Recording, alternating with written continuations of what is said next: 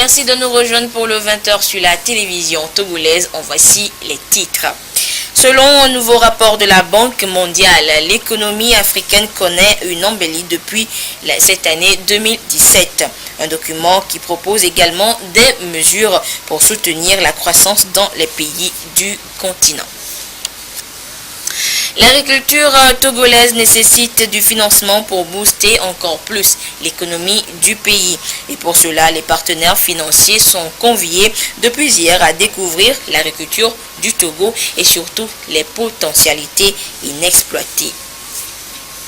Et puis ce mercredi, deuxième jour du Forum national sur le foncier qui réunit tous les acteurs du secteur pour une meilleure gouvernance. Les discussions ont porté entre autres sur les causes de l'insécurité foncière, la gestion des litiges fonciers. À découvrir tout de suite dans ce journal. Voilà pour les titres, une fois encore, bonsoir. Le président de l'Assemblée nationale a reçu en audience ce matin Dr Jewel Howard Taylor, présidente du Sénat du Libéria. Les deux personnalités ont échangé sur les bonnes relations de coopération qui lient leurs deux institutions. Elles ont également effleuré les préparatifs de l'élection présidentielle prochaine au Libéria. La présidente du Sénat s'est exprimée au sortir de l'audience au micro de Kwasi Glé et Lucassi.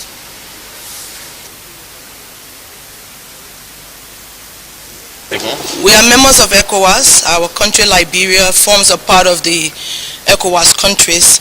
Togo and Liberia has a very special relationship, and we just came to say hello, to inform them as to what is happening in our own country, and to thank them for the level of support they've given us le message que nous ont donné nos autorités du Libéria au président de l'Assemblée et leur faire savoir de ce qui se passe au Libéria actuellement. Après 12 années de paix, aussitôt après la guerre au Libéria, je suis venu pour pouvoir remercier le président de l'Assemblée, à travers le président de l'Assemblée, le président de la République togolaise, son Excellence Faure Gnassingbé, et donc leur faire savoir que leur conseil nous accompagne pour la bonne marche et le bon futur de notre pays.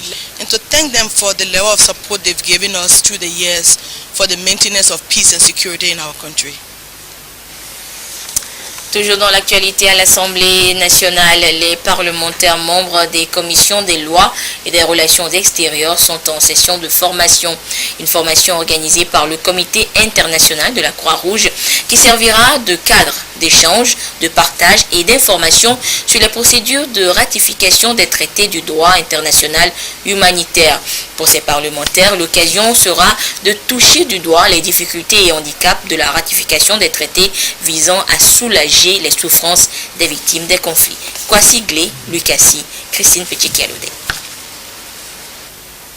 L'information du personnel parlementaire de la CEDEAO porte essentiellement sur les meilleures techniques de rédaction des rapports spécialisés, notamment les rapports des sessions et annuels des commissions, les rapports d'analyse des projets de loi ou de supervision législative. Les travaux en commission sont frappés du huis clos, donc ce n'est pas tout le monde qui participe aux travaux en commission. Or, ces travaux sont fondamentaux pour la compréhension des lois qui sortiront. Il est normal que ceux qui participent à la rédaction des comptes rendus quotidiens ou des procès-verbaux ou des rapports de commission soient à même de produire des documents fiables. What is the motivation for this training program? Notre objectif c'est de renforcer le personnel des différents parlements afin que de par cette formation, ils puissent être d'un conseil certain pour les parlements. Donc ici nous parlons de contrôle, nous parlons de tout ce qui est analyse, nous parlons des divers domaines spécialisés relatifs au Parlement. Ces techniques ont été conçues et mises en œuvre par l'Institut national des études législatives du Nigeria avec l'appui de la Fondation africaine de renforcement des capacités. Le partage d'expérience dont il est question permettra au personnel parlementaire, selon Alphonse Ouagena du Parlement du Togo, d'apporter une plus-value à la documentation de travail des différentes assemblées et plus de fiabilité aux archives parlementaires. Vous venez plutôt de suivre en lieu et place de la formation des députés sur le droit international humanitaire la rencontre du personnel parlementaire des États de la CEDEAO sur une formation sur les techniques de rédaction des rapports, techniques mises en œuvre par l'Institut national d'études législatives avec l'appui de la Fondation africaine de renforcement de capacité. Nous reviendrons tout à l'heure en détail sur la formation des députés dans le courant de cette édition. Le financement de l'agriculture au Togo était au centre d'une séance de travail hier au Palais de la Présidence de la République à Lomé. La rencontre a regroupé les responsables des institutions financières de développement, des banques commerciales et des institutions de garantie ainsi que des partenaires techniques et financiers. Les échanges avaient pour but de susciter l'intérêt des partenaires pour le financement du secteur agricole qui contribue déjà à 40% au PIB du pays. Des précisions avec Tchassena Baga. L'agriculture au Togo présente d'énormes potentialités en termes de développement. En dépit de tous ces atouts, elle ne bénéficie que de 1% de financement de la part des banques selon la BCEAO. Ce faible intérêt des institutions financières est perçu comme l'un des principaux facteurs qui plombe tout effort de développement du secteur. Pour le gouvernement qui veut faire de l'agriculture le socle de la croissance économique, il est impérieux de changer de modèle économique afin d'orienter le secteur vers l'agrobusiness. Cette vision est partagée ici avec les responsables des institutions financières pour les inciter à investir dans l'agriculture. Il s'agit d'échanges dans un cercle restreint et permettez-moi de vous dire notre conviction profonde. Nous devons changer notre regard sur l'agriculture. L'analyse qui a été menée en prélude au lancement du programme d'appui à l'insertion des jeunes sur le secteur porteur nous a permis de nous rendre compte combien il était aisé de démultiplier notre impact sur le développement des populations à travers le développement de leur activité quotidienne, mais également le renforcement de l'attractivité de cette activité pour les jeunes forces vives du Togo et de l'Afrique.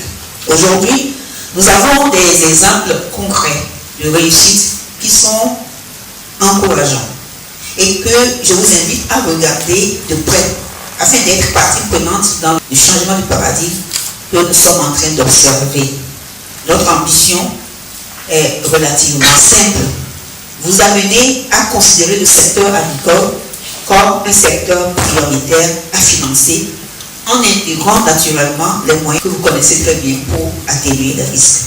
En somme, c'est une véritable révolution que le gouvernement veut réaliser dans le secteur agricole. 2 actions phares sont initiées dans ce sens. Il s'agit du projet d'appui à l'employabilité et à l'insertion des jeunes dans les secteurs porteurs PAEJ-SP. L'autre initiative a trait à la mise en place des agropoles qui sont des complexes agro-industriels qui vont de la recherche à la commercialisation en passant par la production et la transformation. Il est évident que tous ces efforts auront des portées très limitées sans l'implication du secteur financier.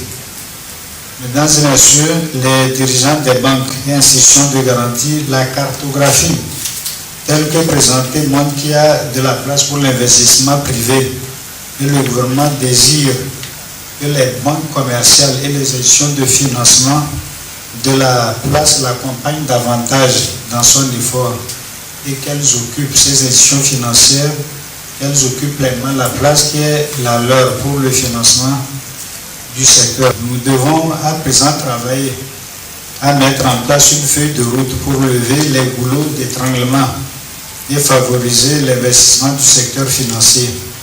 Les échanges ont donc permis aux responsables des institutions financières de souligner leur appréhension par rapport à la méconnaissance et aux risques liés au secteur agricole.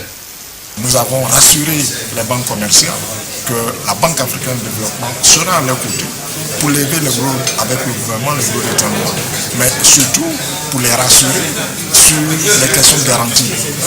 Nous avons l'expérience que nous avons déjà utilisée dans notre pays.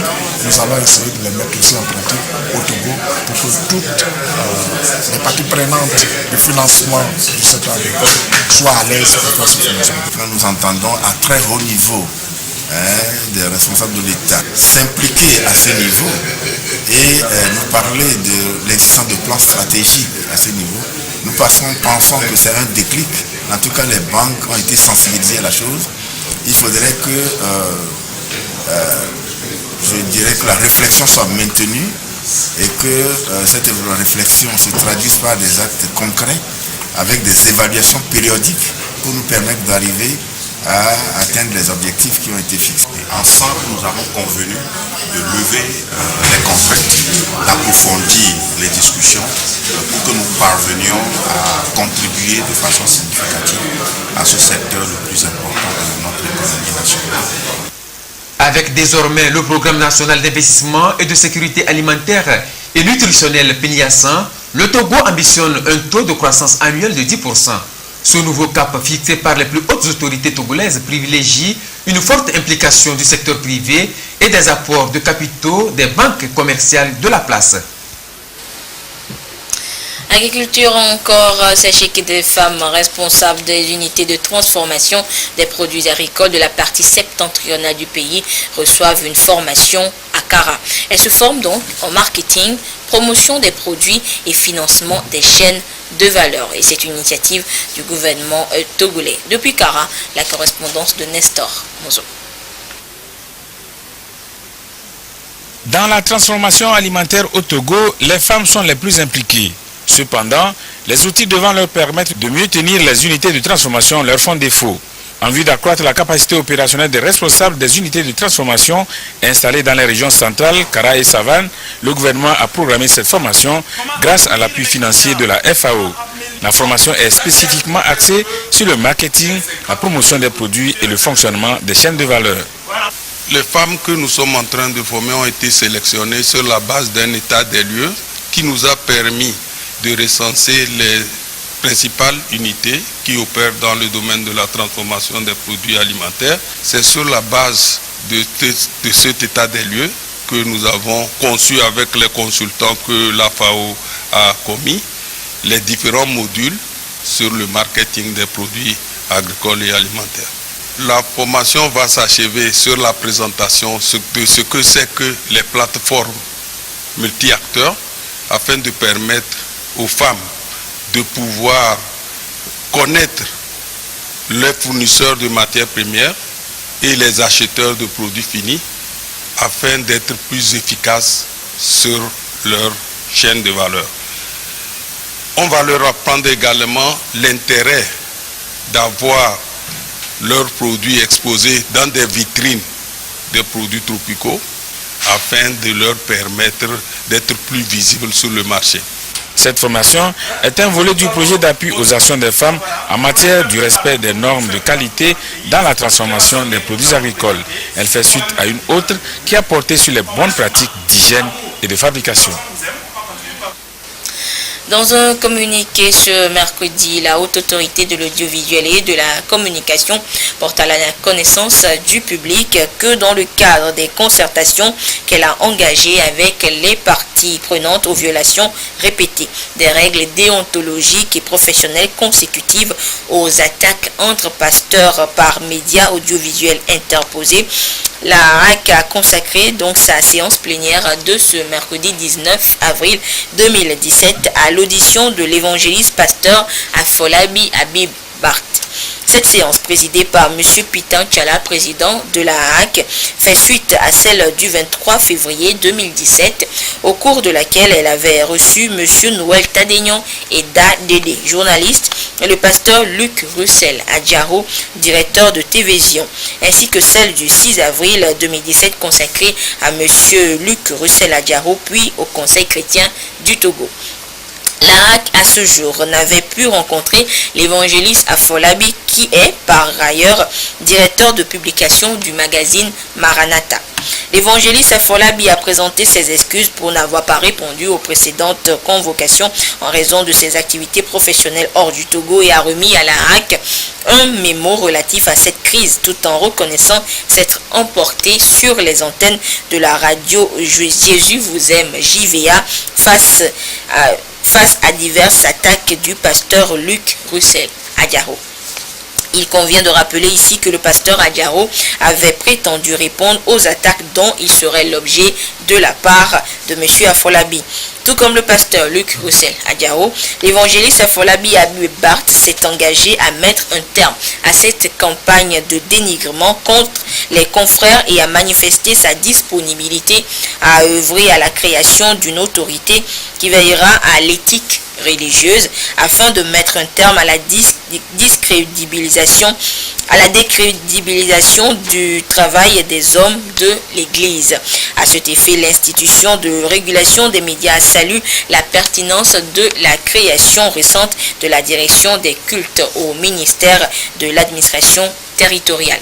Et rappelant au cours de l'audition la nécessité du respect scrupuleux des dispositions légales, la RAC a à nouveau saisi cette occasion pour adresser une sévère mise en garde à tous ceux qui utilisent leurs organes et médias pour provoquer, insulter, maudire ou régler des comptes personnels. Tout comme elle a fait lors des précédentes auditions, la haute autorité a réaffirmé sa détermination à appliquer les sanctions idoines si de nouveaux propos diffamatoires ou injurieux venaient encore à être proférés sur les médias. Deuxième jour ce mercredi du Forum national sur le foncier. Les acteurs impliqués se sont retrouvés ce mercredi pour continuer les communications.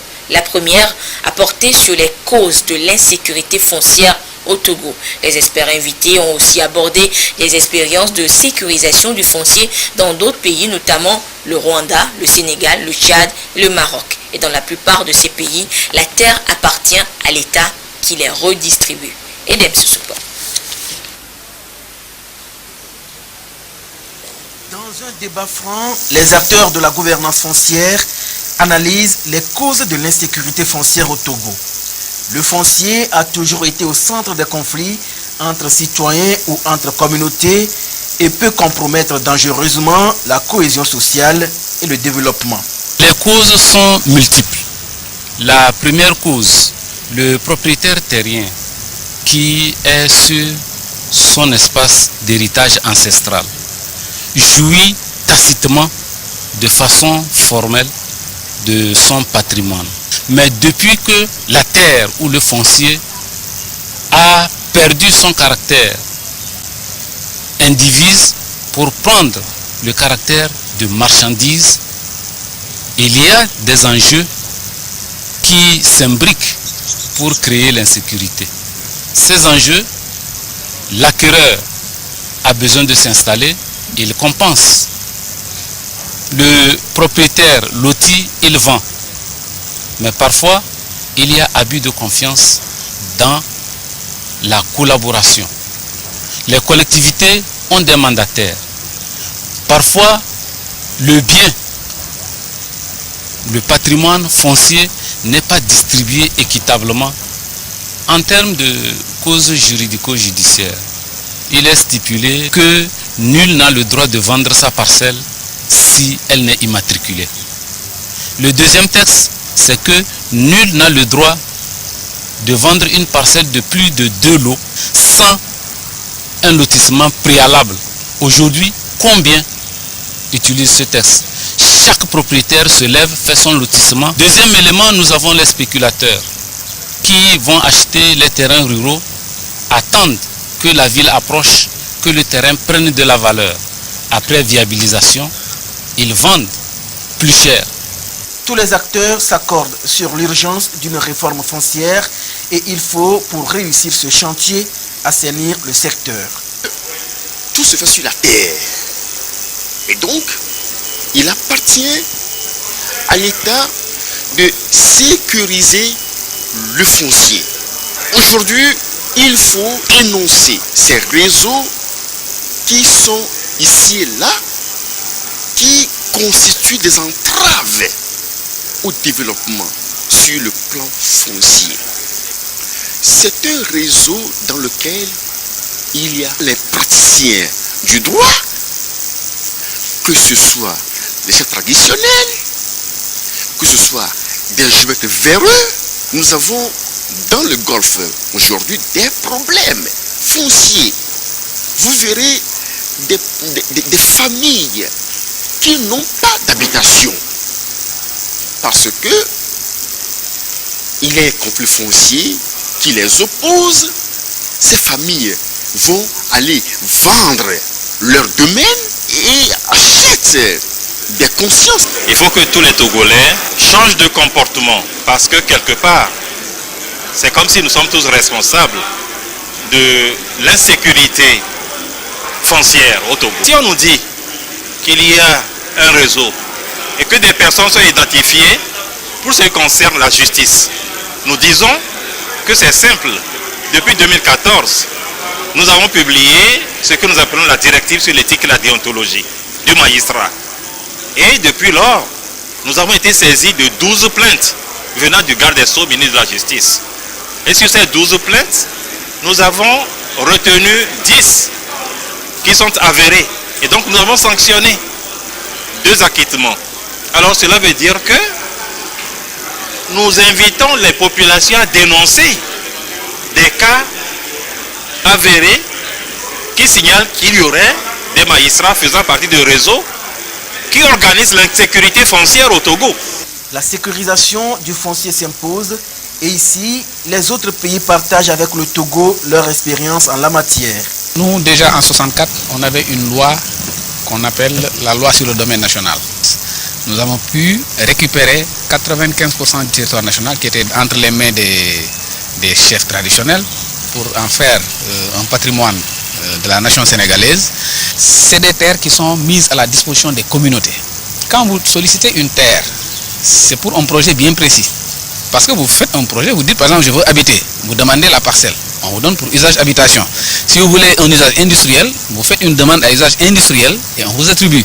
Si vous voulez une parcelle à usage agricole, vous demandez à usage agricole et on vous attribue. Et dans l'attribution, on va indiquer que c'est à usage agricole. Le gouvernement marocain, dans le cadre de la gestion des villes, des grandes agglomérations, a créé des villes nouvelles, riveraines des grandes villes, pour un peu absorber la migration, l'exode rural, mais ces villes abritent toutes les couches de la société. Pour nous, il y a 3 administrations de sécurisation. Nous sommes en train d'expérimenter le guichet unique, qui est une structure qui a été mise en place par la volonté justement de l'État pour aller vers des recherches de solutions durables. Mais pour le moment, cela s'adresse au petit nombre de personnes qui sont parvenues à avoir les premiers papiers. Parce que si vous n'avez pas vos premiers papiers, ça ne vous sert à rien du tout, le guichet unique, il faut sécuriser. C'est écrit dans la Constitution, la terre appartient à l'État. Et ensuite, c'est l'État qui rétrocède aux citoyens, aux organisations, pour pouvoir en jouir. Mais l'État peut revenir à tout moment et appliquer la loi d'expropriation. Pour sécuriser le foncier, on a déjà sécurisé les processus. C'est ce qui est très important. Alors nous l'avons fait au niveau du Tchad, cela, et après au niveau du Botswana. Alors la sécurisation s'est faite au travers d'un système, un outil informatique sécurisé, où finalement l'accès est tracé. Donc on sait exactement qui est venu faire des modifications, qui est venu faire des ajouts dans le système. On propose ici un plan cadastral numérisé avec une photographie du territoire grâce à des prises de vue aériennes. Des propositions pour la sécurisation du processus d'attribution des titres fonciers. Au centre des discussions débattues également ce jour au Forum national du foncier, l'épineuse question des litiges fonciers et leur gestion par les droits coutumiers et modernes. Un état des lieux de la gestion des litiges fonciers a été fait dans la perspective d'une harmonisation des procédures liant le droit coutumier à celui moderne. Nous y reviendrons dans nos prochaines éditions. L'apport de la femme dans la construction d'une société paisible est indispensable aujourd'hui. Et pour amener les femmes togolaises à être plus actives, le ministère en charge de la promotion de la femme a entamé une campagne de sensibilisation à leur endroit, et ceci sur l'ensemble du territoire national. Et ce matin, la ministre et sa suite étaient dans le ZIO à Thiviers. Le compte rendu avec Rachel Aouko.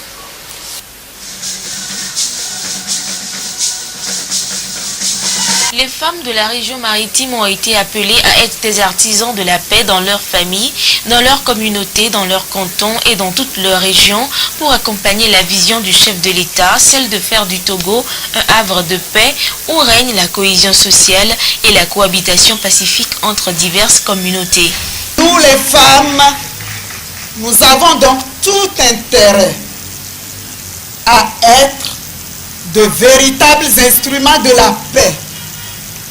Et cela doit commencer naturellement par l'éducation que nous donnons à nos enfants dès leur bas âge, en leur transmettant des valeurs clés telles que la tolérance, la convivialité, l'acceptation de la différence des autres et le respect des autres.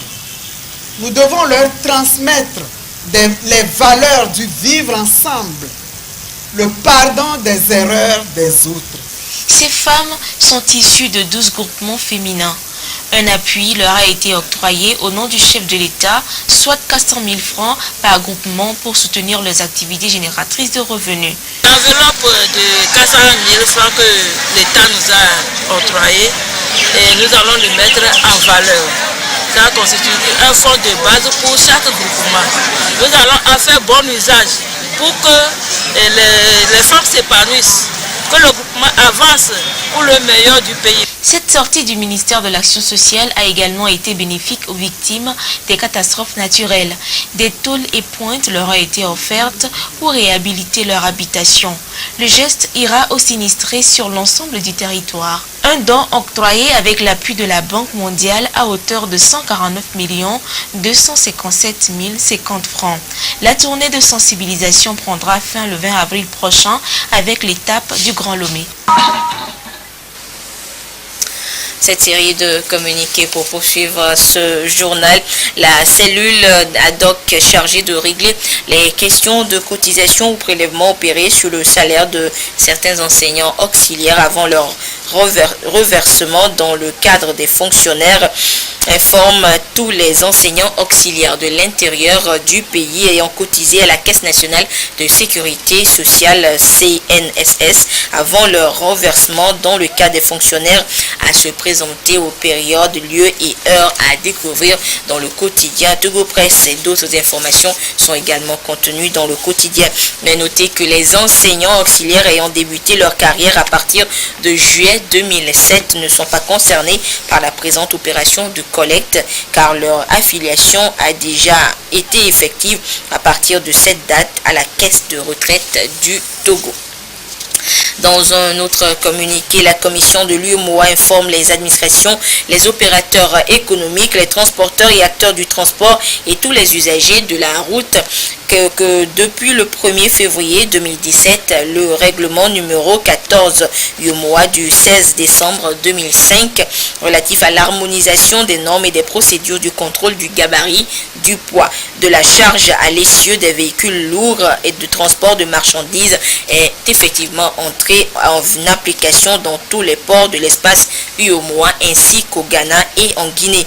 Ils sont donc invités au respect scrupuleux des normes communautaires en matière de poids total autorisé en charge, de charge à l'essieu et de gabarit des camions de transport de marchandises et d'hydrocarbures. Les manquements au respect de ces dispositions exposent les contrevenants au paiement des amendes. Et pour rappel, ces amendes sont de 50 millions de francs CFA pour défaut d'équipement et 200 000 francs CFA par véhicule surchargé dans l'enceinte des plateformes ou d'établissements pour les ports et plateformes générant plus de 200 000 tonnes de fret par an. 20 000 francs CFA à 60 000 francs et 60 000 francs CFA par tonne de surcharge respectivement pour le trafic national et le trafic international et 100 000 francs CFA pour dépassement de la hauteur limite de gabarit fixée à 4,5 mètres à la charge du transporteur. Et pour plus d'informations, contactez donc la commission de l'UEMOA sur le www.uemoa.int. 4 prix pour récompenser le meilleur projet entrepreneurial pour cette année 2017. L'Agence nationale de promotion et de garantie de financement des PME, PMI, ANPGF, voudrait ainsi stimuler davantage l'esprit d'entrepreneuriat chez les jeunes et les femmes surtout dans notre pays. Et pour accéder à ces prix, un concours dénommé Prix ANPGF est officiellement lancé depuis hier à Lomé. Le compte rendu avec Komo Boyodé.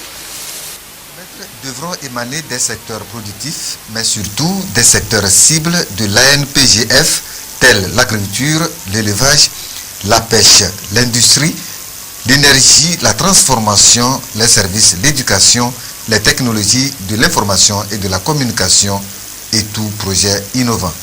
Il s'agit donc d'encourager et de stimuler les jeunes et les femmes à plus d'initiatives. Au total, 4 prix seront décernés aux lauréats. Il s'agit du prix ANPGF du meilleur projet d'entrepreneuriat.